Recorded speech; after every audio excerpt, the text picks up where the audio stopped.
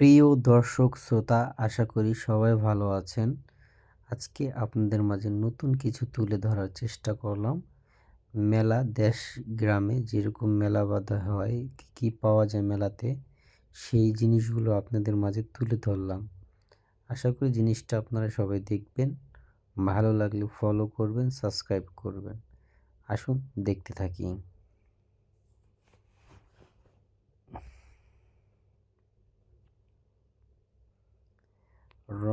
রঙের জিনিস সবই পাওয়া যায় এখানে।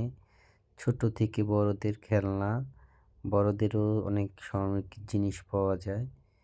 আসলেও দেখার মতো অনেক সুন্দর কিছু আছে, কিনতে পারেন, আপনার এখান থেকে সংগ্রহ করতে পারেন। খুবই চমৎকার। বড়দেরও জামা কাপড়, প্যান্ট শার্ট পাওয়া যায়। এখানে যে কাপড়গুলি দেখতেছেন অরিজিনাল সুতি এবং ভালো মানের কাপড়। সব জায়গায় এটা পাবেন না, এটা শুধু সোনারগাঁয়েতে পাবেন। এই কাপড়গুলি ওরা নিজে হাতে বানায়। এই যে কারিগরের নাম, প্রতিষ্ঠাতা। এই যে হাতে কাজ করা সব, এগুলো সবাই দেখবেন। ঢোল, তবলা, বেতের যে আগে ঝুড়ি, সব কিছু এখানে পাওয়া যায়। যদি কারো বেতের জিনিস পছন্দ হয়, ওনার কাছ থেকে আপনারা বানিয়ে নিতে পারেন। ওনাকে ঢাকা, নারায়ণগঞ্জ, সোনারগাঁয়েতে পাবেন।